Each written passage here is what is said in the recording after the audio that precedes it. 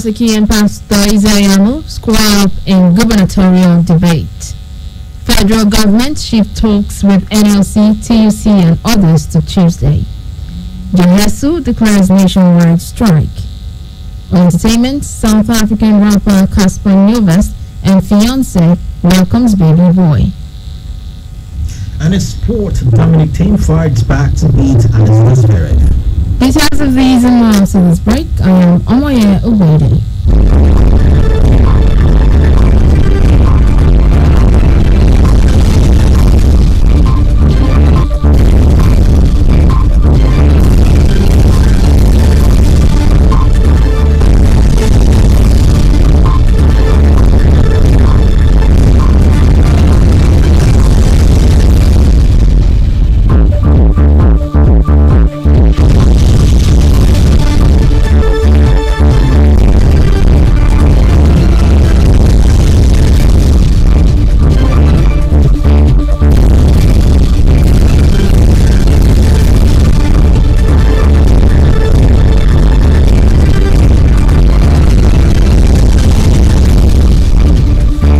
Candidates of the two main political parties participating in the September 19th governorship election in Edo State on Sunday engaged in a debate where they shared their plans to move the state forward if elected on September 19.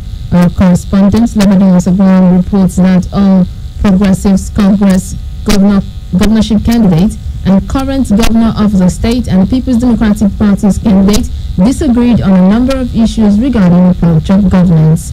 He now reports. The Independent National Electoral Commission, INEC, commenced political campaign by parties in public in Edo from 21st June 2020.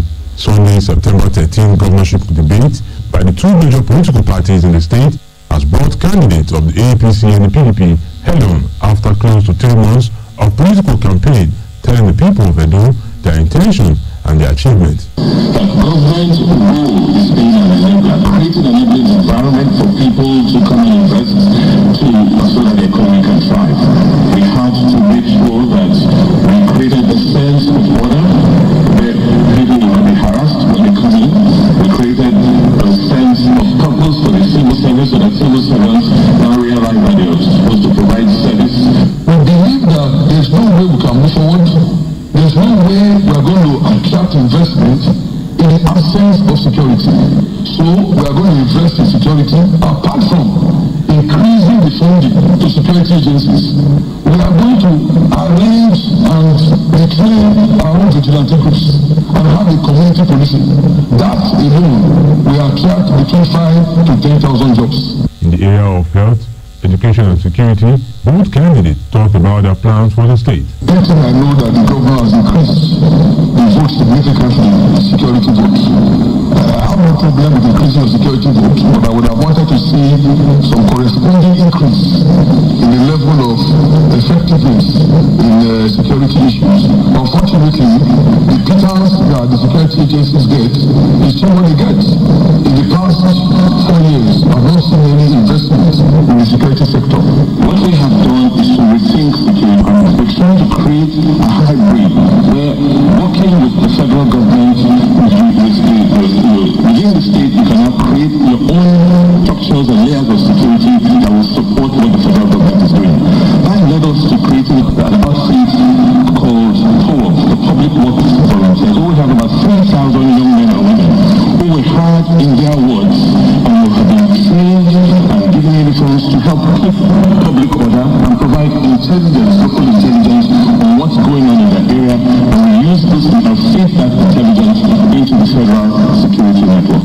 Most of the people who have been kidnapped from the Niauchi road, they will tell you it happened at a place called Rokusa. That is where most of the time people come out and kidnap them. If I were governor, I will mobilize the Nigerian army to flush out the forest. Go inside the forest and apprehend those who are there. We deployed the services of the state government of contractors to clear the sites, bushes around the roads from which the kidnappers coming to stop vehicles. So such actions by us show that we have been supporting the federal agencies and we will continue to do so. Both candidates shared their plans in the area of education on the change brought by COVID-19 as it affects learning in the world. We need to resort to technology to be able to teach them, and that's what we are doing. It also means that we need to really invest in technology in our schools, primary, secondary, and of course, tertiary level.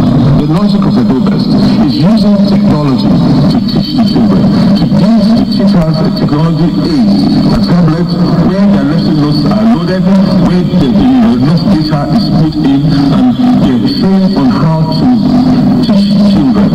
That platform has been so useful. The two candidates also disagreed on a number of issues: job creation, debt profile, and governance. Niledum Asabaro, QFM News. And the Independent National Electoral Commission says it has issued all its staff and the 20,974 ad hoc staff that will be deployed for Edo State governorship election. The commission had a comprehensive insurance has also been put in place for them and those who would serve in the October 10th governorship election in Edo State. INEC's National Commissioner and Chairman of its Information and Voter Education Committee, Festus Okoye, in an interview with reporters at the weekend, said the election officers would be insured against deaths and other election hazards. Security agencies in Edo State for the second day stormed the streets of Benin City to remind residents of the state about the agency's preparedness for Saturday's September 19 governorship election. The exercise turned inter-agency show of force involved personnel of the police, army, and the Directorate of State Services. Others are the Nigerian Security and Civil Defense Corps, Nigerian Air Force, Federal Road Safety Corps, the Nigerian Correctional Service, Nigerian Immigration Service, and the National Drug Law Enforcement Agency. Addressing journalists after the exercise, Police Public Relations Officer, Edo State Command, SP Chidinwa Buza, said the exercise was meant to ensure that the state was well monitored ahead of the election. Today, Sunday, the 13th of September 2020, marks the second operation we are carrying as a command with other sister security agencies. We are carrying a show of force in readiness to September 19th, 2020 governorship election in Edo State. We are doing this to tell the people that we are ready, to give the people confidence that their lives and property are well protected before, during, and after election. We are doing this, giving them confidence to come out in mass and vote the candidate of their choice, that the election will be free, fair, and peaceful. And that is what we are doing. This exercise operation show of force continues. Areas covered during the exercise include Sapler Road, Sakumba Road, Erediara Road, and Buritala Muhammad Way. Others are Ipova Slope Ramat Park, Aduama Road, Upper Mission Extension, New Benin, New Lagos Road, Boundary Road, Airport Road, Akenswa Road, Ekenwa Road, and the Oselu Lagos Road. And the Lagos State Police Command has deployed 1,000 men to Edo State ahead of Saturday's governorship election. The deployment follows directive by the Inspector General of Police, Mohammed Adamu, for enhanced security before, during, and after the elections in the state. Adamu had announced the deployment of 30,000 cops to be drawn from various commands and formations for the polls. Admonishing the Lagos contingent on Sunday, Commissioner of Police Hakeem Odumosu said they must exhibit utmost professionalism in the discharge of their duties. According to a statement by spokesman Olumuyiwa Adejobi, the police commissioner reminded them to focus on the police high command was the sustenance of core democratic values through fair, free, and credible elections. He assured that their welfare has been approved by the IG, adding that the package was a morale booster for those deployed on the operation. Odumosu arranged clean, serviceable, and executive buses to convey the personnel to Edo State with fully armed escort men. He urged them to protect their lives and property and do away with any act capable of denting the image of the police or that could truncate peaceful conduct of the election in Edo State. The Minister of Information and Culture, Lai Mohammed, says President Muhammadu Buhari's assumption of office in 2015 prevented Nigeria from becoming a failed state. He said in a statement on Sunday that Nigeria is courageously tackling its challenges and building a solid infrastructure that will serve as the basis for socio-economic development. The minister maintained that the government is relentless in fighting insecurity and working hard to ensure greatest prosperity for the greatest number of people.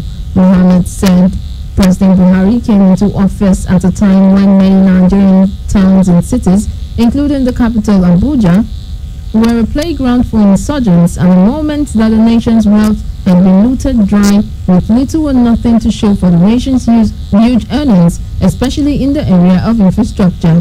The federal government spokesman boasted that Nigerian government in the history of the country has done so much with so little as the Buhari administration is doing presently.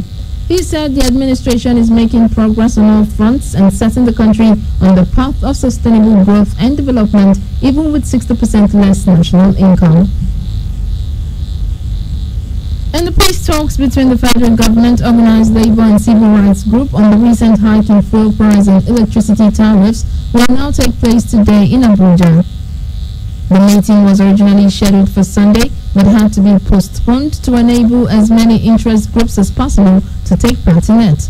Deputy Director, Press and Public Relations, Federal Ministry of Labor and Employment, Charles Akpan, confirmed the development in a text message on Sunday. He said the meeting will come up at the banquet hall of the Presidential Villa Abuja. Labor and Employment Minister Chris Ngige first informed reporters of the talks on Friday as he emerged from a meeting with President Muhammadu Buhari. Ngige said the meeting, called on behalf of Buhari, would provide the government team an opportunity to open its books to organize labor and explain why it took recent decisions. President of the NLC, Ayuba Wabba, told reporters moments after the minister's announcement that the notice of the meeting went out late and labor leaders from different parts of the country would not be able to reach Abuja under 24 hours for the talks. He said labor had proposed the meeting be rescheduled. Upon confirming the meeting's postponement on Sunday, said the leadership of organized labor and other civil organizations were not likely to be available in one fold. And the Joint Health Workers Union, JOHESU, has asked its members to withdraw their services and embark on a nationwide strike. The strike action took effect from early hours of today. This decision was reached after the National Executive Council of the Union held a meeting on Saturday. The union, in a statement on Sunday, said it gave the federal government 1 week to address all lingering issues and nothing concrete had been achieved. The health workers are asking the federal government to address the failures and decaying infrastructure in the health sector to pay the shortfall in COVID-19 hazard allowances for their members. The union is also seeking the adjustment of the consolidated health salary structure, implementation of the National Industrial Court of Nigeria, consent judgment and other court judgments, and pay all outstanding salary arrears. And meanwhile, the federal government has directed various unions in the health sector operating under the Joint Health Sector Unions not to go ahead with the strike declared by the health union. A statement by the Minister of Labor and Employment, Chris Ngige, said it had apprehended the dispute with the conciliation initiated last Thursday, which is still ongoing. A statement on Sunday by the Deputy Director, Press and Public Relations in the Ministry, Charles Akpan, said going ahead with the action would be illegal as it is in clear breach of the International Labour Organization principles. And KUFM News continues right after this break. Do stay with us.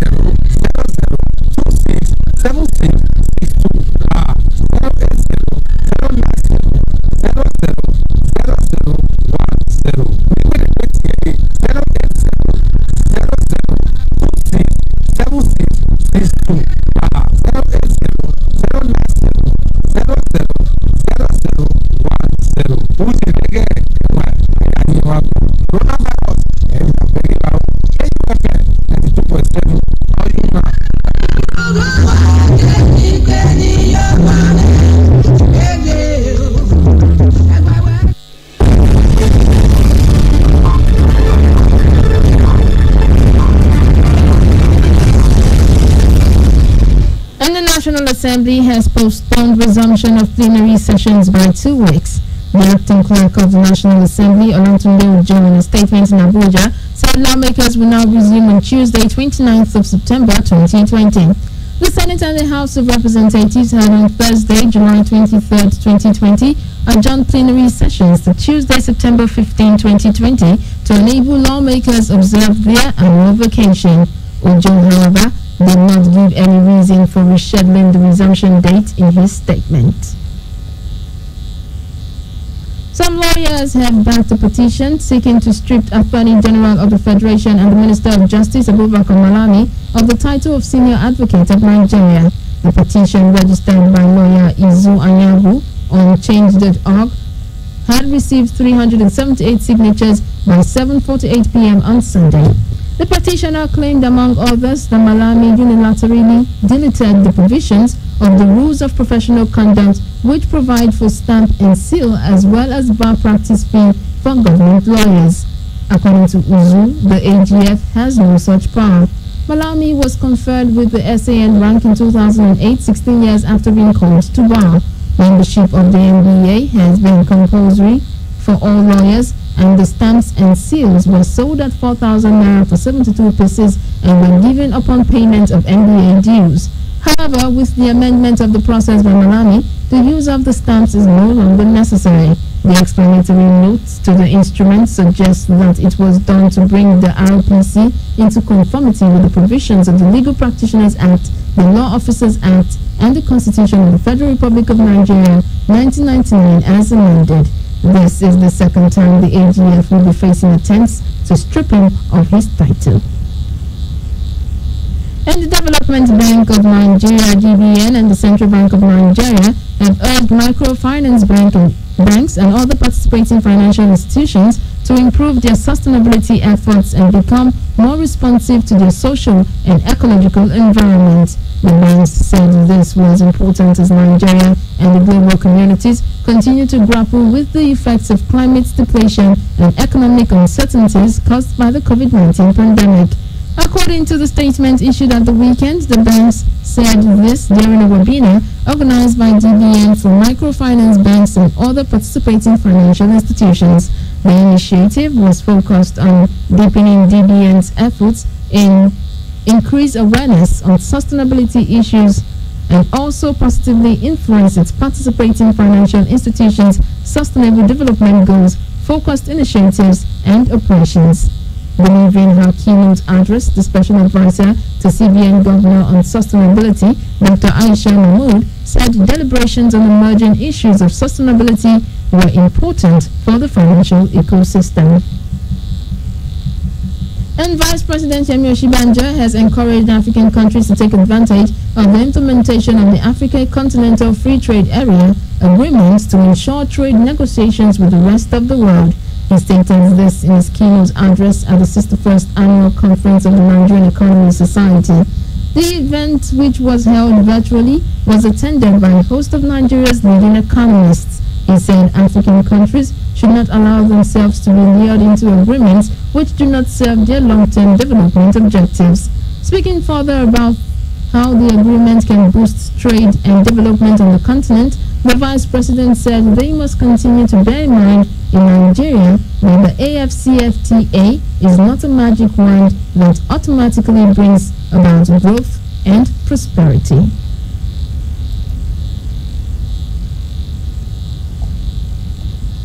And coming up in a moment in entertainment news, South African rapper Cassper Nyovest and fiancé welcomes a baby boy. This and more on entertainment news.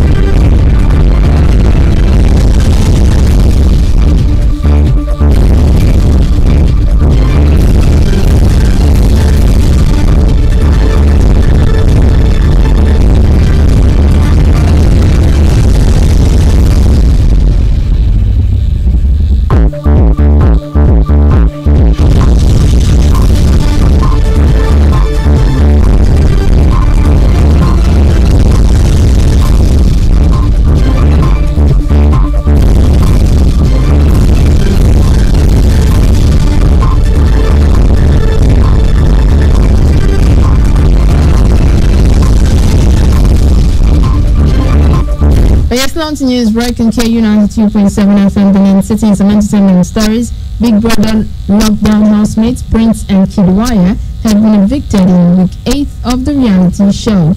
Both housemates were shown the exit door after getting the least votes. They were nominated for eviction alongside Dorothy and Ozo. And South African rapper Cassper Nyovest and his fiancée Tabeka Majozi have welcomed their first child together. The rapper took to Instagram on Sunday to post a picture of himself dressed in medical scrubs and preparing for the birth of his son. Cassper announced the birth of his son shortly after on Twitter and also revealed the baby's name. The rapper had announced in June that he and Tabeka were expecting the first child together as he shared a photo of an ultrasound on an album cover. The album was released on Friday, September 11th. And 3 men have been arrested by the South African police in connection to the shooting that led to the death of actress Ndenka Mdeliswa. Reports earlier said the 34-year-old actress who played a role in SABC's Ikani was shot outside her house, a family home in Ebanda days ago. The suspects fled, including the triggerman, and the police have launched a manhunt which led to the arrest. The provincial police commissioner said the arrested suspects aged 24, 27 and 29 will face charges of murder and unlawful possession of a firearm. And that's it from entertainment. And sports, second seed Dominic Thiem won his first Grand Slam title after a fight back from 2 sets down, stunned Alexander Zverev in the US Open final on Sunday. Listen more on Sports Dex.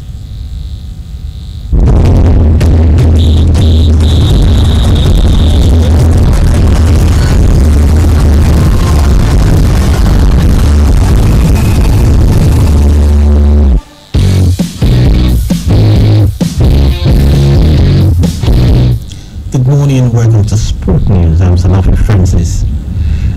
Second seed Dominic Thiem won his first Grand Slam title after a gritty fight back from 2 sets down to stun Alexander Zverev in the US Open final on Sunday. Both players failed to celebrate victory in a 10th decider before Thiem seed a 2-6, 4-6, 6-4, 6-3, 7-6 win. The Australian had lost his previous 3 major finals and looked destined for another agonizing defeat, but the 20-year-old Zverev, being in his first slam final, became edgy at key moments and the team took full advantage. The Austrian, who remains third in the world rankings, is the first man to win a leading Grand Slam singles title since Kurt Mansic's 2014 US Open victory. Away from the court now to the pitch where Neymar was one of 5 players sent off after an injury time brawl as Marseille beat Paris Saint-Germain in Ligue 1.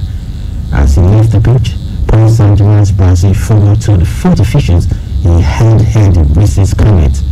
Florent Thauvin scored the only goal as PSG lost their 2 opening games for the first time since the 1984-1985 season. Home substitutes Leandro Paredes and Levin Kurzawa and Marseille's Jordan Amavi and Dario Benedetto were dismissed along with Neymar.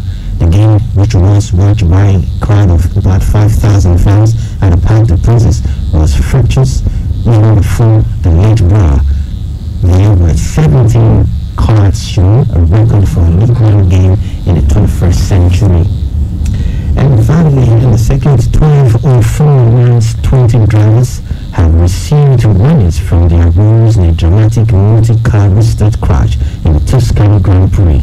The steward made a point of noting that Valtteri Bottas, who had been the race leader and was controlling the pace of the park, and the other 7 drivers not listed had complied with the rules on restarts. The accident occurred as the feed perched up for the lap 5 restart. Drivers having run behind the safety car since the opening tour after an initial multi-car incident which led to Max Verstappen's retirement. Once the safety car pits, the race leader, which in this case was Bottas, is left to control the pace of the park, with the drivers not allowed to overtake each other until crossing the starting finish. And that is it from sports. I'm Senator Francis. Back to you. And that's the news, but before we go, a quick recap of the headlines.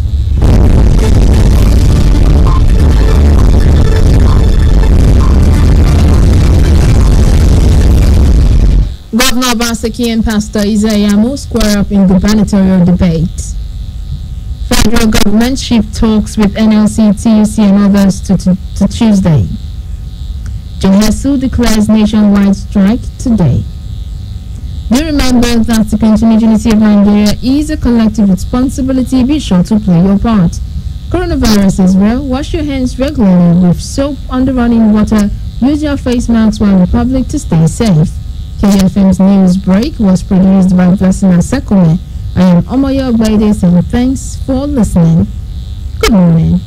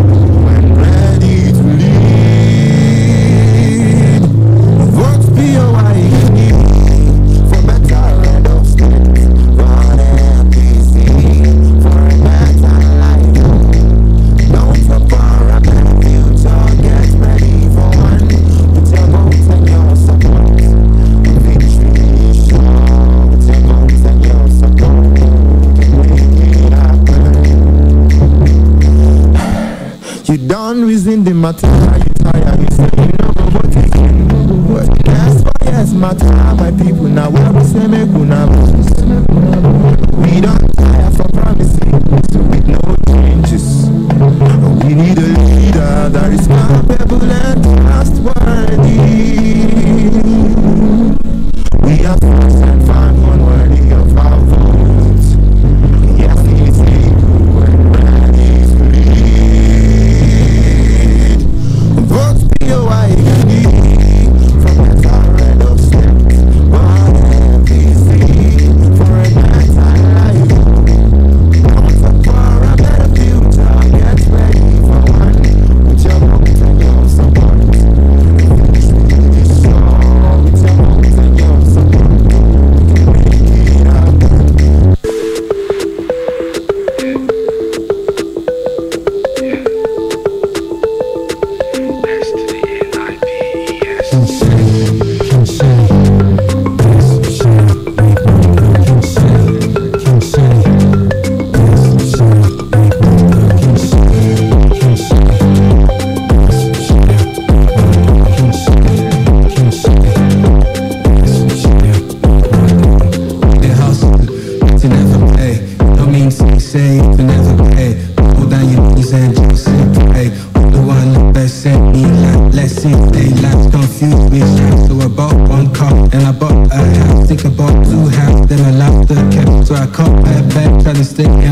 Let's see too much, I had to lose my mind. So I give God thanks, all through the day, all through the night, all through the day, all through the night. Yeah, that is right.